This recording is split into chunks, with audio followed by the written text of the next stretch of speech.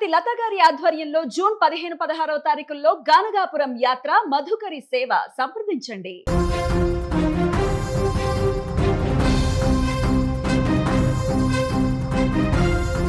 4 రోజులు గడుస్తుంది.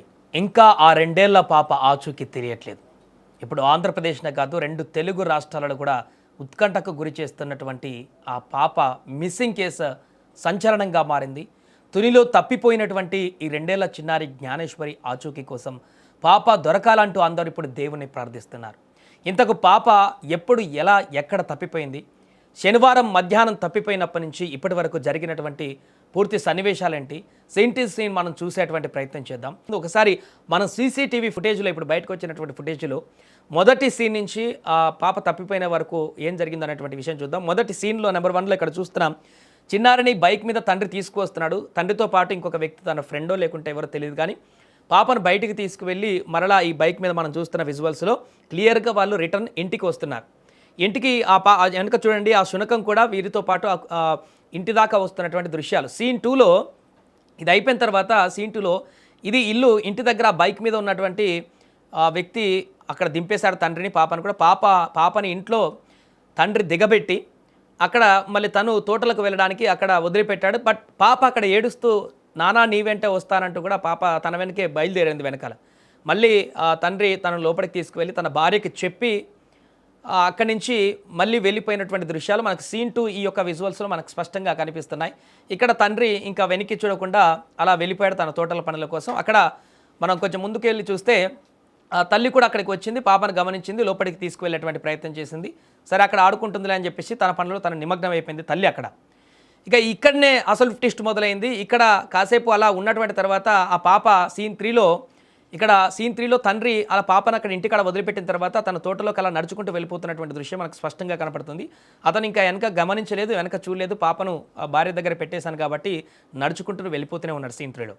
ఇక్కడే ఇంకో ట్విస్ట్ ఉంది. పాప కూడా ఆ తండ్రి బాటలోనే పరిగెడుతున్నటువంటి దృశ్యాలు ఇక్కడ చాలా స్పష్టంగా కనిపిస్తున్నాయి. మనకు కార్నర్లో ఇక్కడ తండ్రి కూడా ఇంకా కనిపిస్తున్నాడు ఎండింగ్లో. అతను కూడా ఇంకా పూర్తి స్థాయిలో వెళ్ళిపోలేదు, మాయమైపోలేదు. అక్కడ కార్నర్లో తండ్రి కూడా కనిపిస్తున్నాడు. ఈ పరుగులు పెట్టినటువంటి పాప వెనకాల శునకం కూడా కనిపిస్తుంది. సీన్ 4లో మనకు స్పష్టంగా చూడొచ్చు.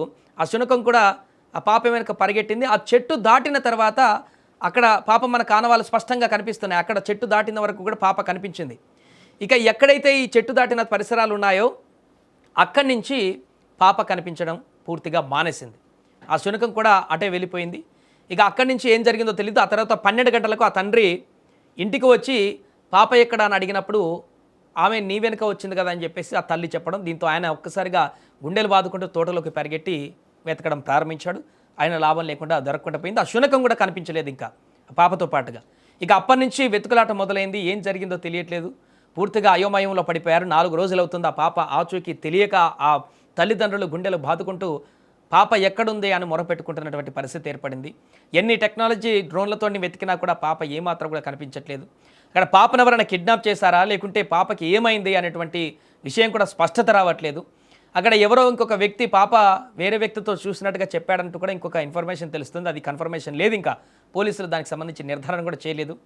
ఇంకా వీళ్ళకి ఏమైనా తగాదాలు ఉన్నాయా, ఇంకా అంతర్గత విషయాలు ఏమైనా ఉన్నాయా, ఎవరైనా కిడ్నాప్ చేశారా, ఆ కోణంలో కూడా దర్యాప్తు చేస్తే వీళ్ళను ఎంక్వైరీ చేసిన తర్వాత, తల్లిదండ్రులతో మాట్లాడిన తర్వాత, విచారణ చేసిన తర్వాత పోలీసులకు ఆ విషయంలో కూడా క్లారిటీ రాలేదు, ఎలాంటి ఇబ్బంది లేదనేటువంటి విషయం కూడా స్పష్టత వచ్చింది.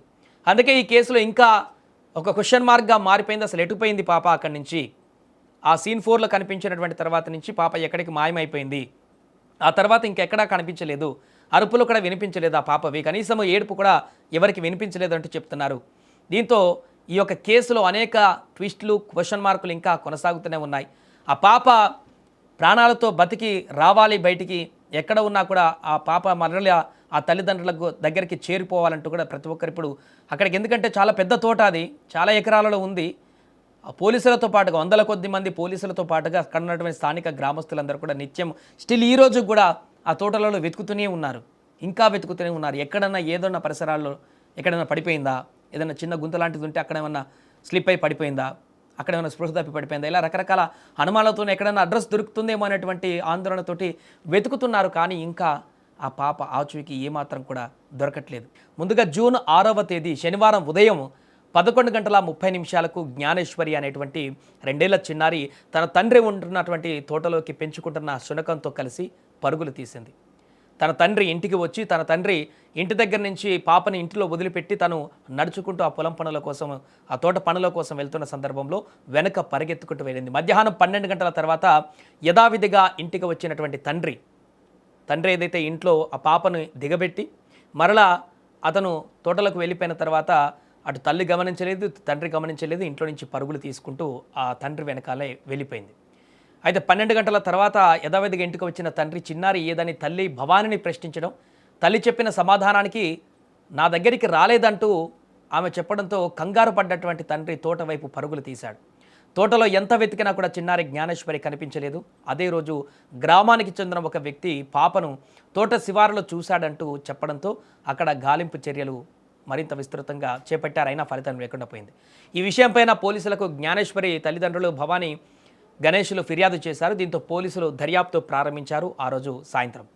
ఇక మరుసటి రోజు అంటే జూన్ 7వ తేదీన ఆదివారం ఉదయం 5 గంటల నుంచి పోలీసులు గ్రామస్తులు సంయుక్తంగా కాకినాడ జిల్లా తుని మండలం దొండపాక సిహెచ్ అగ్రహారంలో ఉన్నటువంటి ఈ తోటలను పూర్తిగా జల్లెడ పట్టడం స్టార్ట్ చేశారు.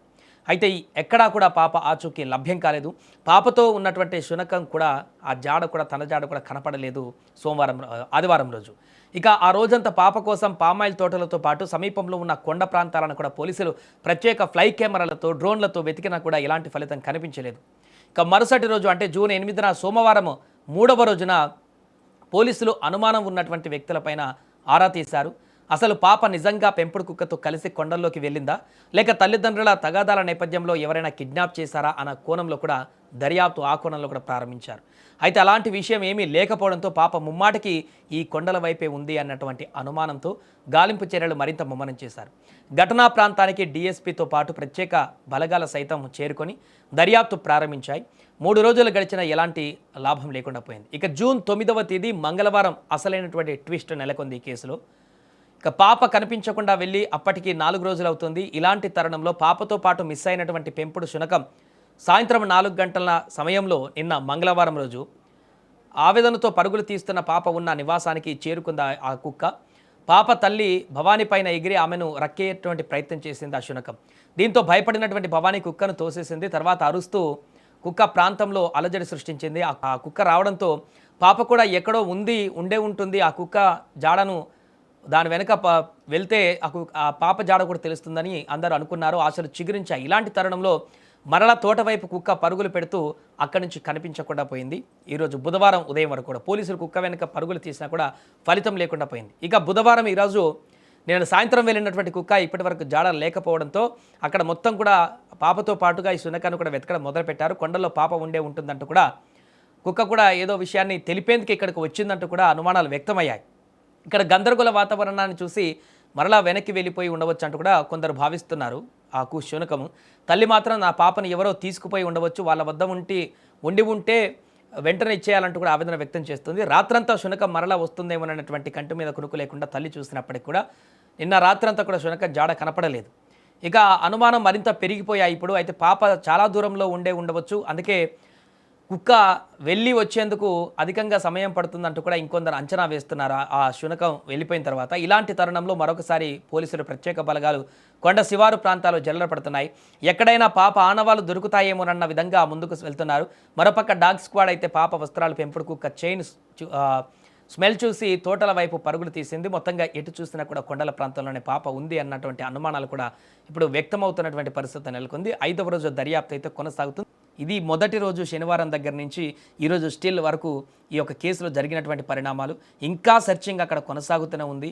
ఏదేమైనా కూడా డాగ్ స్క్వాడ్లు వచ్చాయి, ప్రత్యేకమైనటువంటి పోలీస్ బృందాలు వచ్చాయి, స్థానికులందరూ వెతుకుతున్నారు, గ్రామస్తులందరూ. అయినా కూడా ఎలాంటి ఆనవాళ్ళు దొరకనటువంటి పరిస్థితి ఆ తల్లిదండ్రులను తీవ్ర దిగ్భ్రాంతికి గురి చేస్తుంది. ఏదేమైనా ఆ పాప అడ్రస్ ఎక్కడుందో కూడా, ఆ పాప ఎక్కడ వెళ్ళిందో కూడా త్వరగా దొరికి ఆ తల్లిదండ్రులకు చేరాలని కోరుకుందాం.